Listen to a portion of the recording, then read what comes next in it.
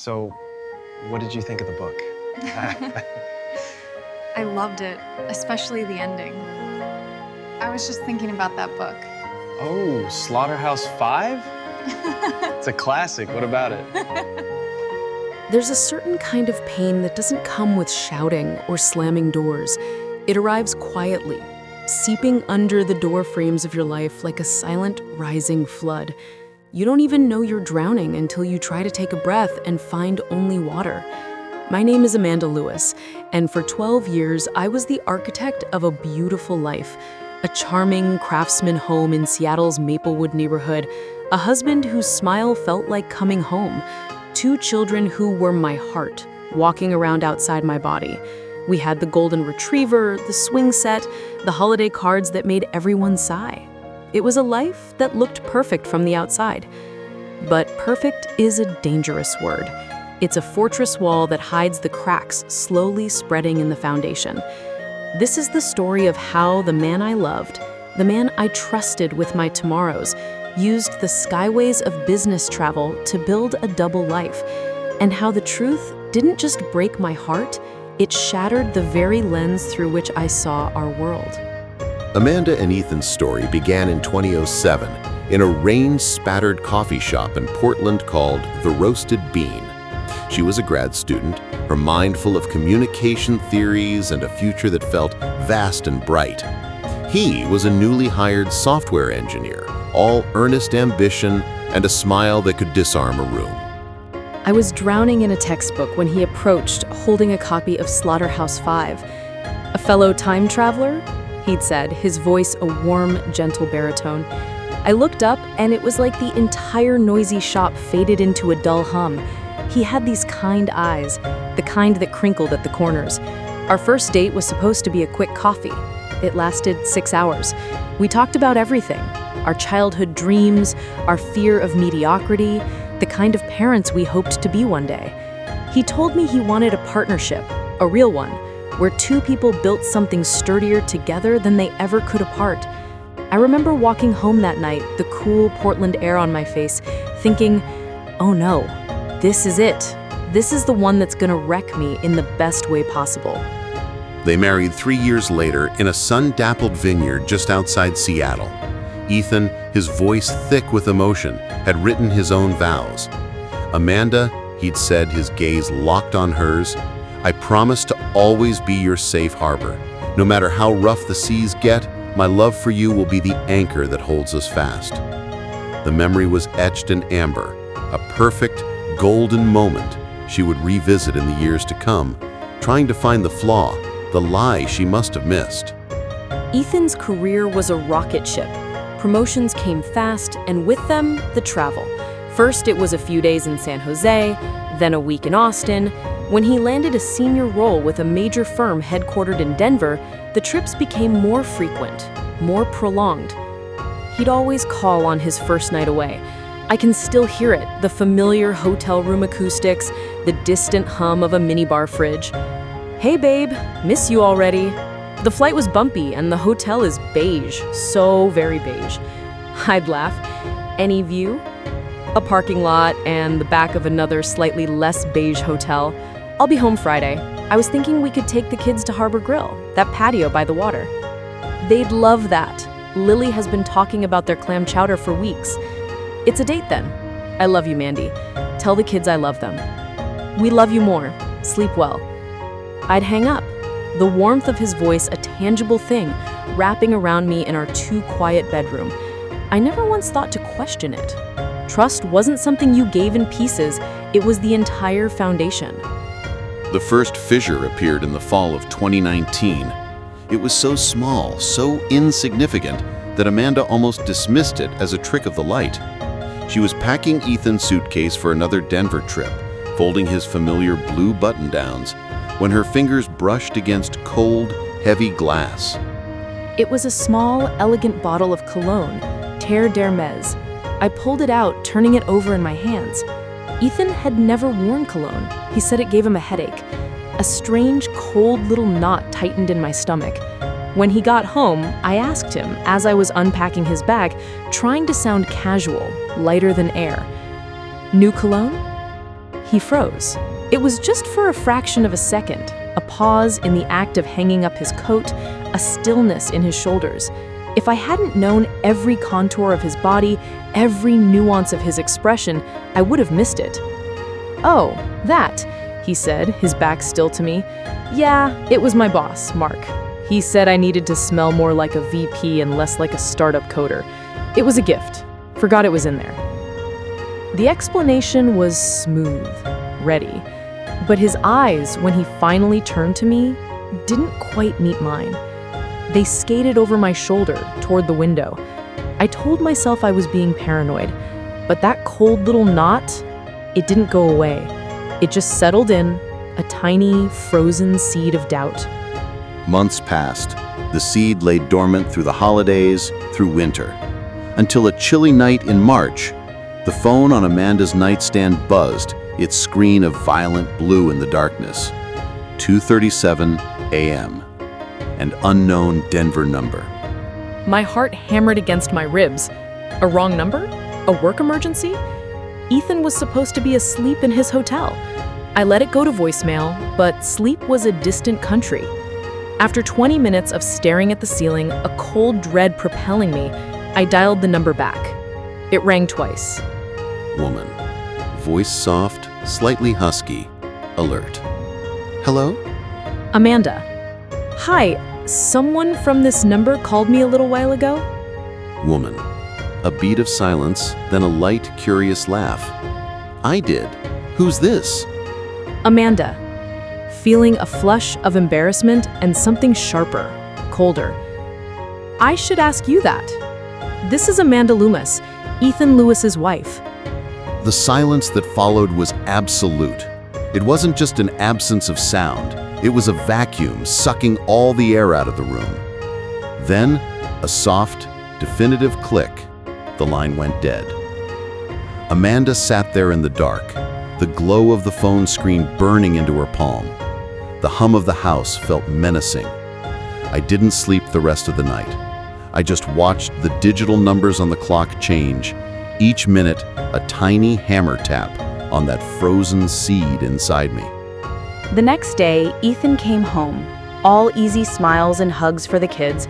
He produced a stuffed animal for Lily and a mini basketball for Mason from his carry-on. "You look tired, babe. Rough night with Mason?" The concern in his voice felt like a brand. I forced a smile, my face a stiff, foreign mask. Something like that. I wanted to believe it. God, I wanted to. A wrong number, a confused woman, my overactive imagination starved for drama in a life that was too calm. But the fortress walls of my perfect life were now showing hairline fractures, and I couldn't unsee them. His phone, which used to live on the countertop, was now a permanent resident in his pocket, always face down. He started taking work calls in the car after he pulled into the driveway, sitting in the dark for 10, 20 minutes at a time. And the cologne, he was actually wearing it now. The scent of Terre d'Hermès, woody, earthy, expensive, would linger in the car, on his clothes, a ghost in our home. Then I found the receipt. It was tucked in the pocket of a jacket he'd worn on his last trip, a credit card slip from L5, a trendy Denver restaurant I'd once pointed out in a magazine. Dinner for two, bottle of Sancerre. The date was a Thursday, the same night he'd told me he was exhausted, just ordering room service and crashing. Amanda of the year ago would have bristled at the very idea. Snooping was a violation, a sign of a weak relationship. But that Amanda was gone, replaced by a woman standing on the crumbling edge of her own life, desperate for solid ground. I felt sick to my stomach doing it. It felt like I was betraying us, the idea of us. But what was us, anyway? A collection of lies wrapped in a photo album?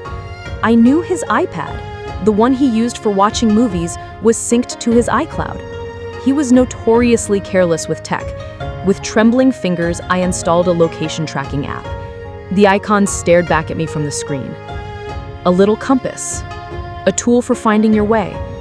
The irony was a bitter pill. For a week, nothing. His dot went to his office, to the airport, to a Courtyard Marriott in Denver. I felt a flicker of shame, of relief. Maybe I was crazy. Then he flew to Denver again. That night, after putting the kids to bed, I poured a glass of wine I didn't want and opened the app. My breath caught. The time was 9:14 p.m. The little blue dot wasn't at a hotel. It was pulsing steadily in a residential neighborhood in Aurora, a place called Willow Creek Lane. I copied the address, my fingers clumsy and cold. I pasted it into Google Earth. The screen resolved into a crisp, high-definition image of a charming two-story colonial house, pale blue siding, a white porch with a swing, a meticulously maintained lawn, and in the driveway, a silver SUV. I remember whispering into the silence of my kitchen, "Ethan, what are you doing in that house? Who lives there?" The silence, of course, had no answers. The plan formed in the cold, clear logic of despair. She couldn't live in the limbo of suspicion anymore. She needed to see it with her own eyes. She told her best friend, Sarah, a half-truth. "I think Ethan is in trouble." The plan formed in the cold, clear logic of despair. She couldn't live in the limbo of suspicion anymore. She needed to see it with her own eyes. She told her best friend, Sarah, a half-truth. "I think Ethan's in trouble. I need to go to Denver. Can you take the kids for 2 days?" The flight was a blur. The rental car felt like a stolen vehicle. I drove through Denver, a city I'd once found vibrant and exciting, now feeling like a sinister backdrop to my own destruction. I found Willow Creek Lane and parked a block down, under the canopy of a large oak tree. My hands were shaking so badly, I had to clutch them together in my lap. I waited.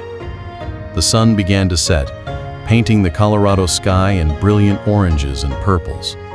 It felt like a mockery. And then, I saw him. My Ethan. Walking up the sidewalk, carrying a reusable grocery bag. He was wearing the gray Henley I'd bought him for his birthday. He looked comfortable, at home. He climbed the porch steps of the blue house and didn't fumble for a key. He rang the doorbell. The door opened. A woman stood there, tall, willowy, with long blonde hair falling over her shoulders. She was beautiful. She smiled, a warm, intimate smile, and said something I couldn't hear. She reached out, took the grocery bag from him, and then, standing on the tips of her toes, she kissed him. Not a peck, a slow, familiar, at-home kiss. The air left my lungs in a violent rush. It was as if I'd been punched. I sat there, frozen, watching the scene through the windshield like it was a movie. A terrible, heartbreaking movie starring my husband. He walked inside, and the door closed, shutting me out of a life I never knew existed. Amanda sat in the rental car for what felt like an eternity. The interior of the car grew dark and cold. She watched the lights go on in the house, imagining a scene of domestic bliss she was no longer a part of. The numbness began to wear off, replaced by a rising, tidal wave of rage and grief. I don't know what came over me. It was a force, a compulsion. I saw Ethan come out the front door, heading toward the trash cans by the garage. Before I could think, I was out of the car, my legs carrying me down the sidewalk. "Amanda?" Her voice a strained, foreign whisper. "Ethan." He turned. The look on his face, I will never forget it. It was pure, unadulterated terror, followed by a wave of ghastly pallor. He looked like a ghost seeing a ghost. Ethan, choking on the word, "Amanda, what are you doing here?" Amanda, voice gaining strength, laced with a tremor of fury. "I think the better question is, what are you doing here? Who is she, Ethan?" He was speechless, his mouth opening and closing like a fish out of water. The porch light flicked on. The blonde woman stepped out, a concerned frown on her face.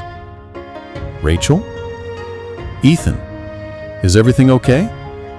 Her eyes landed on me, standing in the dark of the driveway, and confusion clouded her features. Amanda, looking directly at her, the words sharp and clear. You tell me. The three of us stood in a frozen triangle of shock and dawning horror. The silence was deafening, broken only by the distant bark of a dog. They ended up in the stark, fluorescent-lit parking lot of a Motel 6 a few blocks away. Ethan begged her to get in his car. She refused, standing stiffly beside her rental, the cool night air doing nothing to cool the fire inside her. He pleaded, "Please, Amanda, just let me explain." Explain?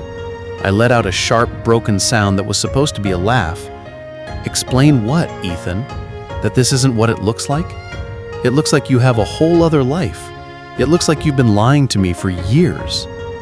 He dropped his head, running his hands through his hair. Her name is Rachel. We met 2 years ago at a tech summit. It started as drinks. Then it became more. 2 years. The number hit me like a physical blow. 2 years of business trips. 2 years of goodnight calls. 2 years of lies so seamless, so effortless. I never saw the stitches. You've been living a double life for 2 years? He finally looked at me, and his eyes were filled with tears. Crocodile tears, I thought viciously. I never meant for it to go this far. I love you, I love the kids. This was just... Don't you dare, I snapped, my voice cracking. Don't you dare tell me it was just anything. Does she know? Does she know about me? About Lily and Mason? He stared at the asphalt. No. That single word was the final, killing blow. He had not only betrayed me, but he had built his second life on the foundation of an even bigger lie to her. The man I married was a stranger, a phantom. Amanda didn't say another word. She got into her rental car, started the engine, and drove away, leaving Ethan standing alone in the motel parking lot. She didn't look back. I drove straight to the airport. I don't even remember the drive. I sat in the terminal, surrounded by the happy and sad hellos and goodbyes of strangers, and I completely fell apart. The sobs came from a place so deep, so primal, it felt like my soul was tearing in two. I cried for the years I'd lost.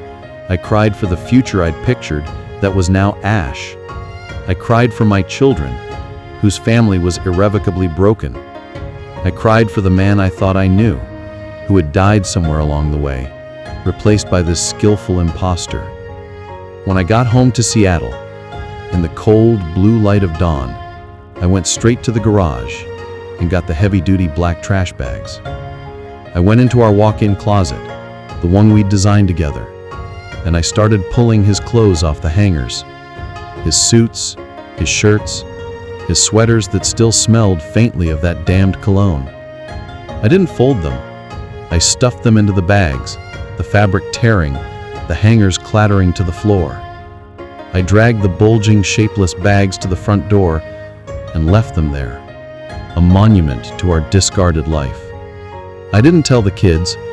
I just sat at the kitchen island, in the house that was no longer a home, and listened to the hum of the refrigerator. The world I knew had collapsed, and I was sitting in the silent, dusty rubble. Ethan tried. He called relentlessly.